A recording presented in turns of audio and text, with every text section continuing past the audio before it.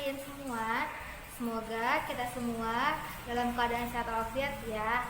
Dan kita semua dilindungi oleh Allah Subhanahu wa taala. Amin amin ya rabbal alamin. Hari ini masih bertemu lagi dengan Miss. Kita akan belajar tematik tema 7, subtema 2, pembelajaran 1 dan 2. Baik anak-anak, sebelum belajar, mari kita baca basmalah terlebih dahulu ya bersama-sama. Bismillahirrohmanirrohim. Selanjutnya, kita simak video pembelajaran hari ini. Setiap suku bangsa memiliki keunikan masing-masing.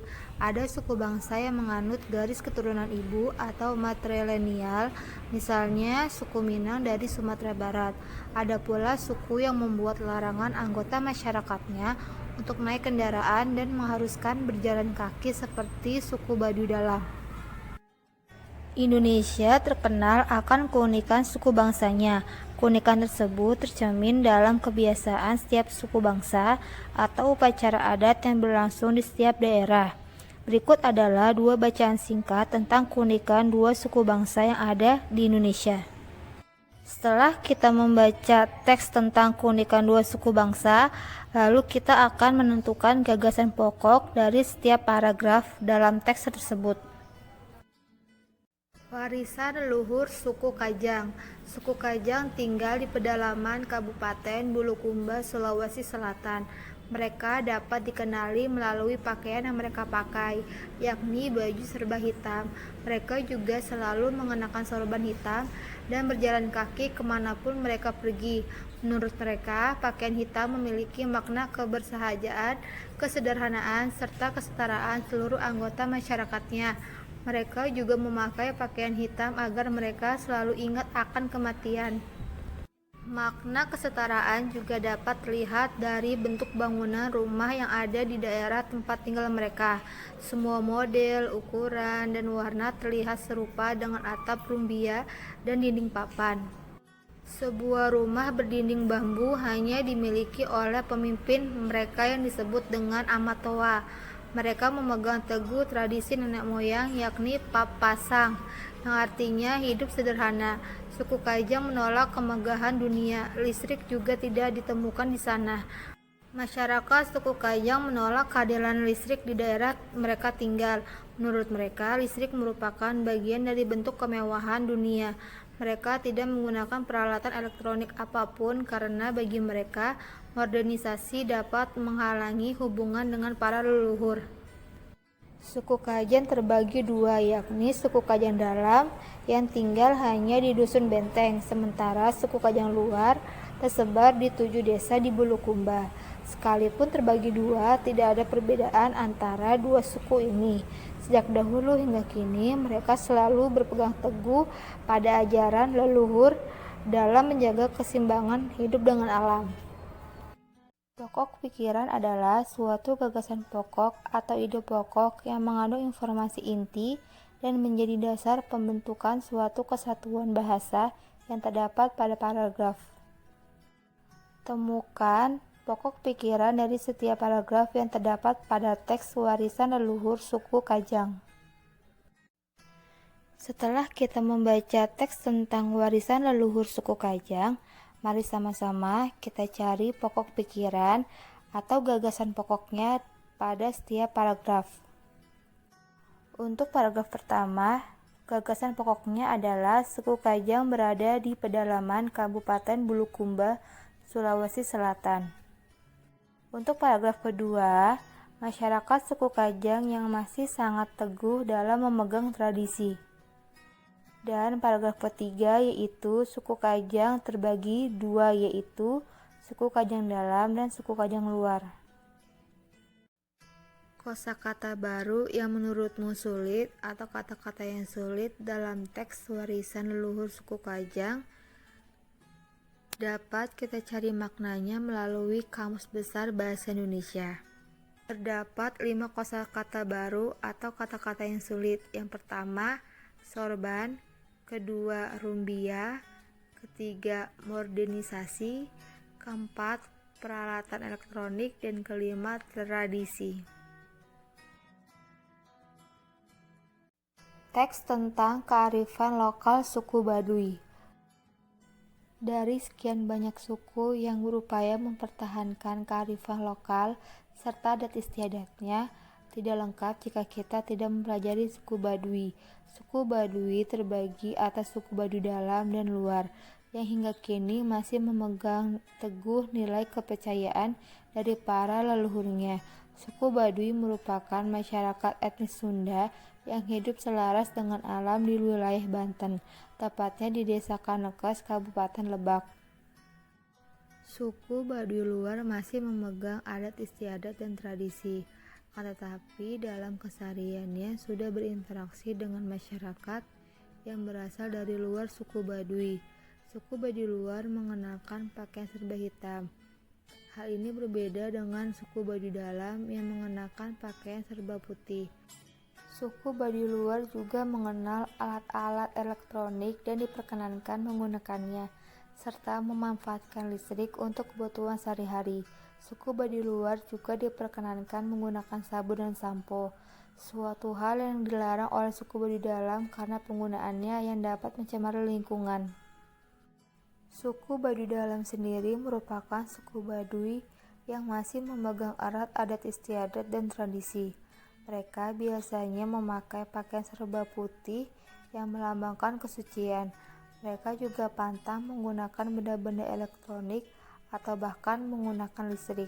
Uniknya, semua yang dipergunakan oleh suku Baduy dalam merupakan hasil buatan mereka sendiri. Warga negara asing tidak diperkenankan masuk ke dalam wilayah tempat tinggal suku Baduy dalam. Pengunjung pun tidak diperkenankan mengambil foto suku tersebut.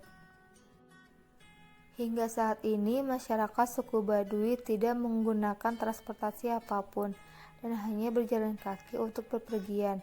Mereka juga tidak memilih menggunakan alas kaki. Tidak berpergian lebih dari 7 hari keluar dari daerahnya, membangun segala kebutuhan seperti rumah, jembatan, dan lainnya dengan bantuan alam serta memenuhi kebutuhan sandang, pangan, dan papannya sendiri dengan menenun atau bercocok tanam.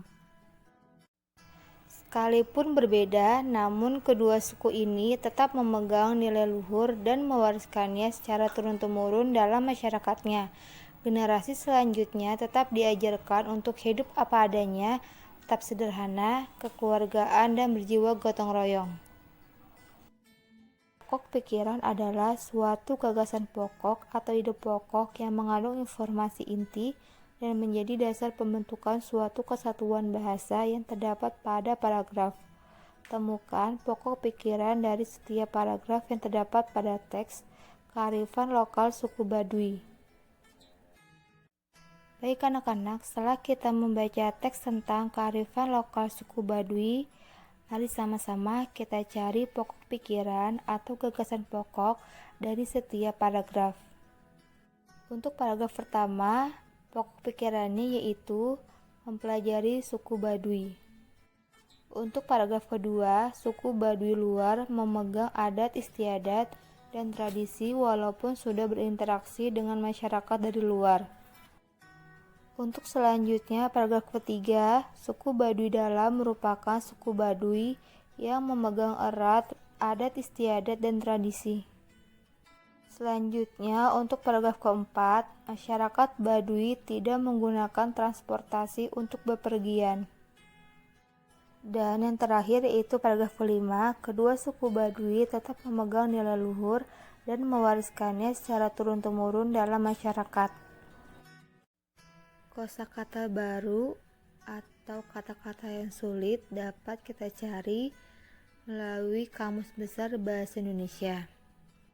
Dalam teks kearifan lokal suku Baduy terdapat 5 kata-kata baru, yaitu 1. Kearifan, 2. Adat, 3. Etnis, 4. Berinteraksi, dan 5. Kepercayaan. Menurutmu, apa yang akan terjadi jika rumahmu tidak menggunakan listrik? Ya, betul. Tentu pekerjaan yang kita kerjakan akan membutuhkan waktu yang lama.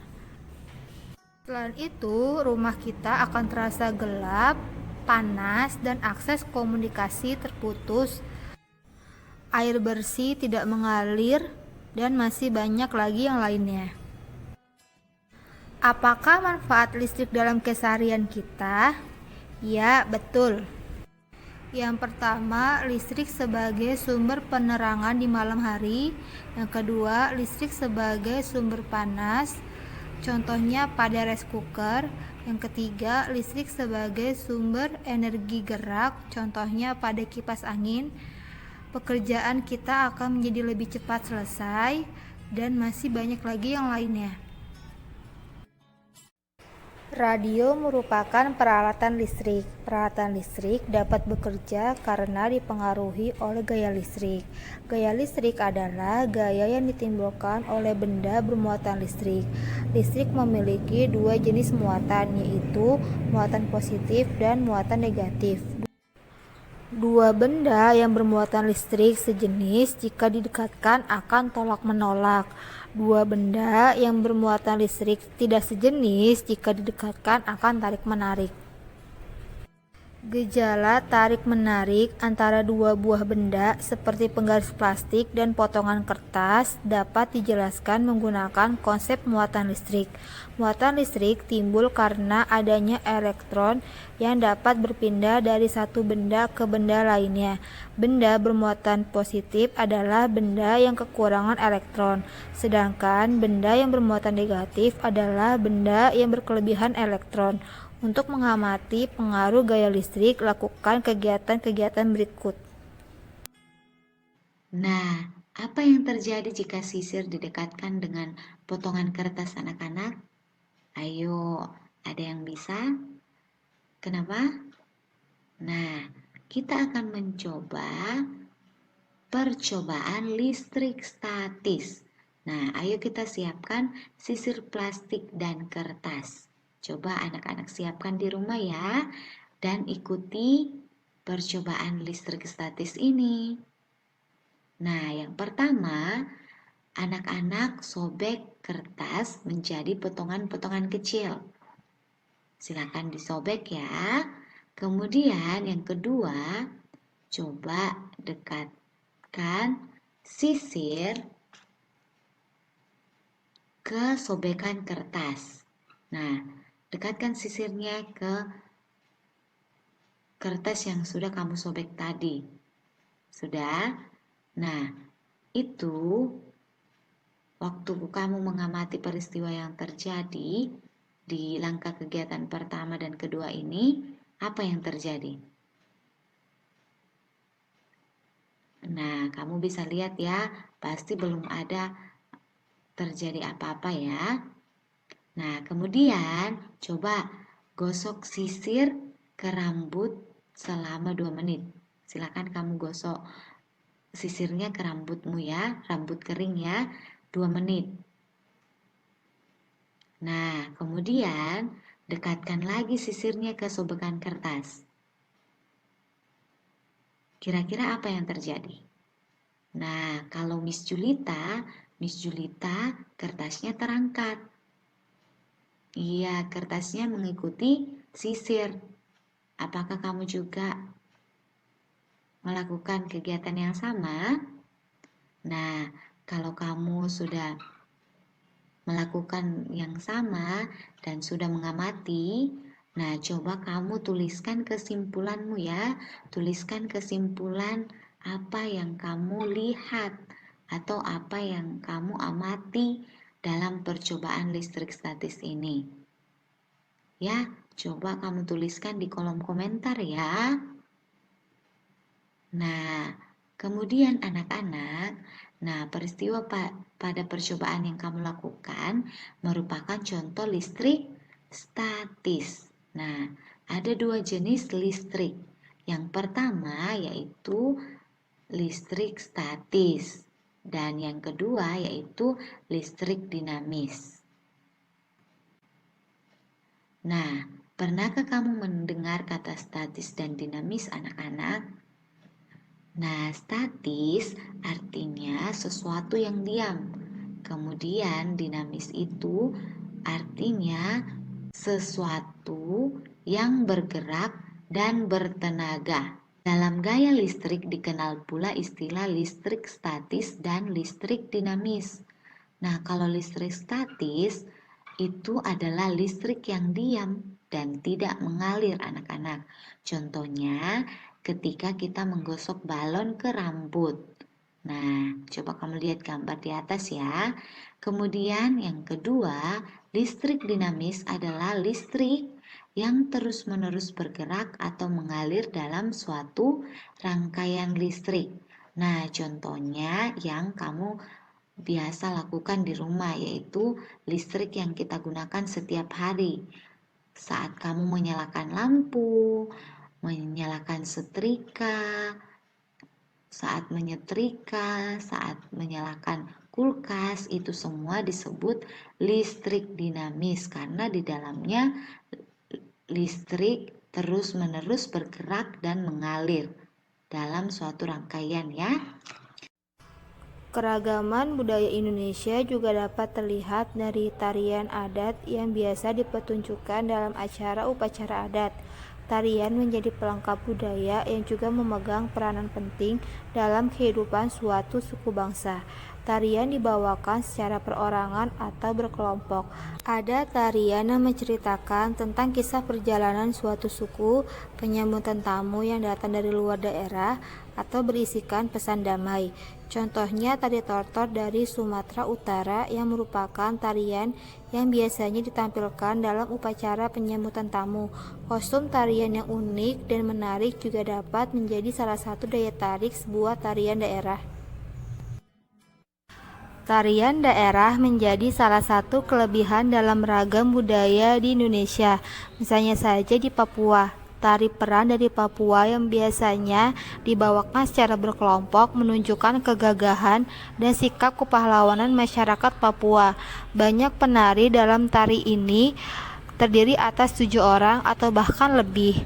Para penari memakai kostum tradisional dan membawa panah sebagai atribut tarian mereka. Gerakan yang ditampilkan sangat khas dan penuh semangat, layaknya prajurit yang hendak menuju medan peperangan. Dalam setiap tarian daerah, setiap penari memiliki posisi gerak masing-masing. Posisi gerak tersebut akan membentuk suatu pola lantai. Marilah sama-sama kita simak tentang pola lantai yang terdapat dalam suatu tarian. Formasi pola lantai tarian daerah. Tarian daerah ada yang dilakukan secara perorangan ataupun berkelompok. Gerak tarian setiap penari ditentukan oleh pola lantai. Pola lantai biasanya diperlukan dalam sebuah pagelaran seni tari. Pola lantai di atas panggung terdiri atas pola lantai lurus dan lengkung. Tari saman misalnya merupakan contoh tarian daerah yang menggunakan pola lantai lurus, sementara tari kecak merupakan contoh tarian daerah yang menggunakan pola lantai lengkung. Pola lantai merupakan pola yang memadukan gerakan penari ke arah yang ditentukan. Pada dasarnya pola lantai tari berpasangan ataupun berkelompok memiliki pola lantai sederhana, antara lain sebagai berikut. 1. Pola lantai lurus. Yang A, pola lantai lurus horizontal, artinya bergerak menyamping ke kiri atau ke kanan. Yang B, pola lantai lurus vertikal, artinya penari bergerak maju atau mundur. Yang C, pola lantai diagonal, artinya penari bergerak serong kiri atau kanan. Pola lantai lurus dapat divariasikan menjadi bentuk zigzag, segitiga, atau segi empat. Yang kedua yaitu pola lantai lengkung. Yang A, pola lantai setengah melingkar. Yang B, pola lantai melingkar penuh. Pola lantai lengkungan dapat divariasikan menjadi bentuk angka 8, spiral, lengkung ke depan atau ke belakang. Perhatikan gambar di samping. Contoh pola lantai mendatar, tegak, miring, mendatar, melingkar, zigzag, berkelok, berkelompok, dan tidak beraturan.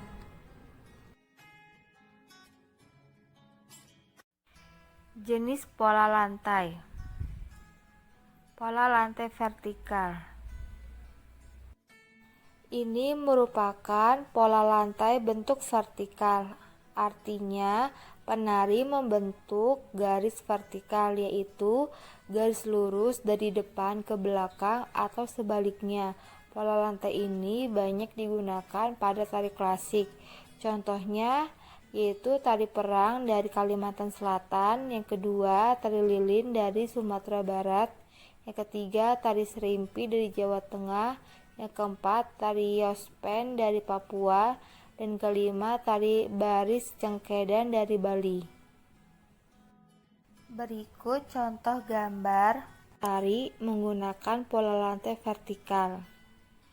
Yang pertama ada tari perang dari Kalimantan Selatan. Ini gambarnya. Oke, yang kedua ada tari piring dari Sumatera Barat. Nah, seperti ini gambarnya, Nak. Selanjutnya adalah pola lantai horizontal. Nah, seperti ini pola lantainya. Pada pola lantai ini, penari berbaris membentuk garis lurus ke samping. Contohnya terdapat pada tari saman dari Nangro Aceh Darussalam, yang kedua tari indang dari Sumatera Barat. Ini gambar untuk tari saman dari Nangro Aceh Darussalam. Pola lantai selanjutnya adalah pola lantai berbentuk diagonal.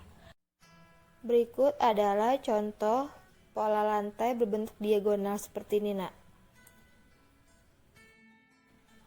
Pada pola lantai ini, penari berbaris membentuk garis menyudut ke kanan atau ke kiri. Contohnya terdapat pada tari pendet dari Bali, yang kedua tari sekapur siri dari Jambi, yang ketiga tari gending Sriwijaya dari Sumatera Selatan. Gambar yang di pojok kiri bawah merupakan gambar dari tari gending Sriwijaya dari Sumatera Selatan. Selanjutnya ada pola lantai melengkung. Nah, gambarnya ini seperti membentuk sebuah lingkaran. Oke. Pada pola lantai ini banyak digunakan pada tari rakyat dan tari tradisi, memberi kesan lemah dan lembut. Beberapa pola lantai melengkung antara lain membentuk garis lingkaran, lengkung ular, dan pola lantai angka 8. Contohnya adalah pada tari piring dari Sumatera Barat, yang kedua tari payung dari Sumatera Utara, yang ketiga tari kecak dari Bali, keempat tari randai dari Sumatera Barat, dan kelima tari mak badong dari Sulawesi Selatan. Berikut contoh gambar tari yang menggunakan pola lantai melengkung. Terdapat pada tari kecak dari Bali. Selanjutnya ada tari piring dari Sumatera Barat dan tari payung dari Sumatera Utara. Papua merupakan provinsi yang terletak paling barat di Kepulauan Indonesia. Selain memiliki tari daerah yang unik, Papua juga terkenal akan desa-desanya yang menawan dan asri. Akan tetapi, masih banyak dari desa-desa tersebut yang belum tersentuh listrik. Listrik amatlah dekat dengan kehidupan kita. Listrik yang biasanya dipakai untuk mempermudah kehidupan manusia merupakan listrik dinamis. Masih ingatkah kamu tentang listrik statis dan listrik dinamis? Ternyata energi listrik dapat berubah menjadi bentuk yang lain. Bacalah teks berikut ini dengan seksama. Perubahan energi listrik. Listrik berperan besar dalam kehidupan kita. Dengan listrik, kita dapat menyalakan lampu saat rumah kita gelap, menggunakan televisi untuk menonton acara kesukaan, atau bahkan mendinginkan ruangan yang panas. Listrik yang kita gunakan saat ini merupakan listrik dinamis. Listrik dinamis memerlukan konduktor untuk mengalirkan listrik. Agar sebuah perangkat elektronik dapat digunakan, perangkat tersebut memerlukan aliran listrik. Listrik mengalir dari kutub positif menuju kutub negatif. Energi listrik yang dihasilkan kemudian berubah bentuk menjadi energi yang lain.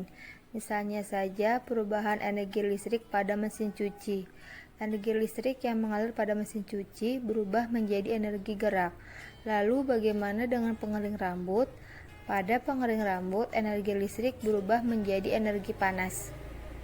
Dapatkah kamu menerka perubahan energi apa yang terdapat pada blender yang dipakai oleh ibumu di rumah? Sebelum adanya listrik, masyarakat menggunakan energi lain untuk memenuhi kebutuhan hidupnya.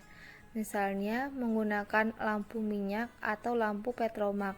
Penemuan energi listrik memudahkan manusia melakukan kegiatan sehari-hari. Dahulu manusia menggunakan lampu minyak, akan tetapi sekarang kita dapat memanfaatkan energi listrik yang dirubah menjadi energi cahaya, yaitu lampu. Perubahan energi listrik tidak hanya menjadi energi cahaya, akan tetapi ada juga perubahan energi listrik menjadi energi gerak, yaitu pada kipas angin. Ada juga energi listrik menjadi energi suara, yaitu pada radio, dan masih banyak lagi perubahan lainnya. Sebelum adanya listrik, masyarakat menggunakan energi lain untuk memenuhi kebutuhan hidupnya. Misalnya menggunakan lampu minyak atau lampu petromak. Penemuan energi listrik memudahkan manusia melakukan kegiatan sehari-hari. Dahulu manusia menggunakan lampu minyak, akan tetapi sekarang kita dapat memanfaatkan energi listrik yang dirubah menjadi energi cahaya, yaitu lampu.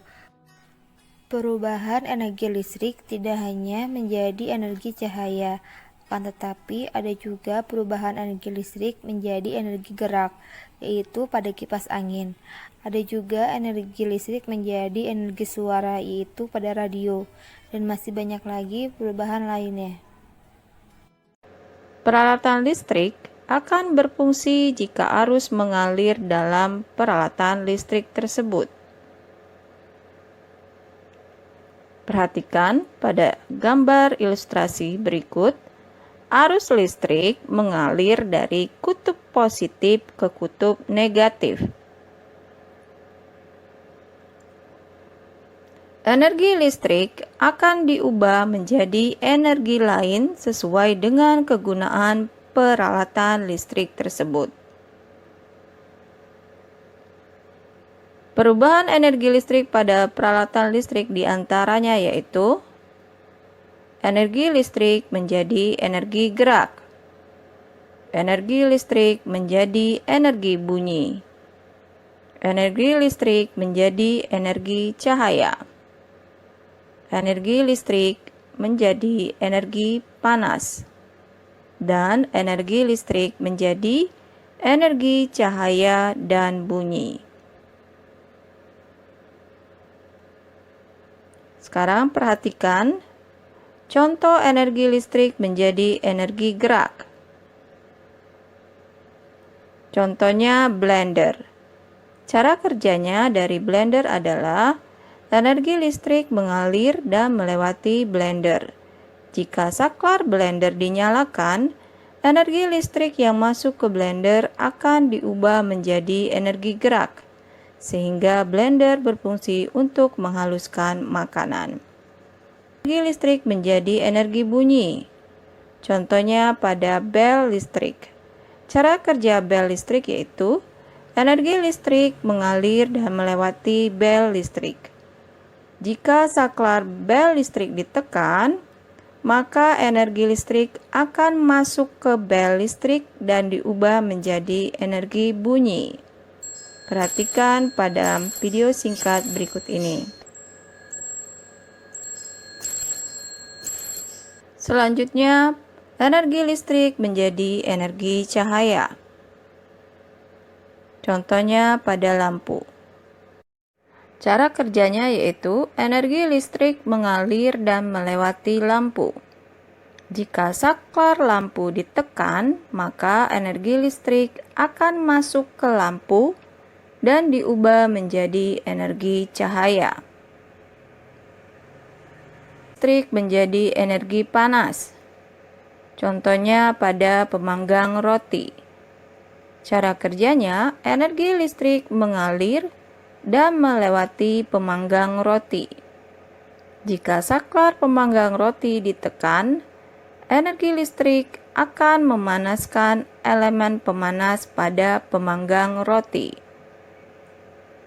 Energi listrik menjadi cahaya dan bunyi. Contohnya pada televisi. Cara kerja, energi listrik mengalir ke televisi. Jika saklar televisi atau tombol power televisi ditekan, maka energi listrik akan diubah menjadi energi cahaya dan bunyi. Energi cahaya berupa gambar pada layar dan energi bunyi berupa suara yang keluar dari pengeras suara pada televisi.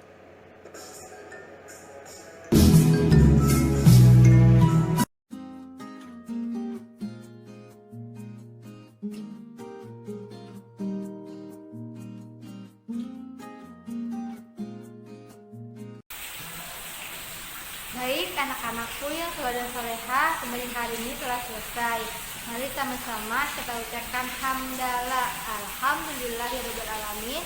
Semoga materi hari ini dapat kalian pahami dan dapat menjadi ilmu bagi kalian semua. Kurang lebihnya, mohon maaf, dan terakhir mengucapkan wabillahi taufiq wal hidayah.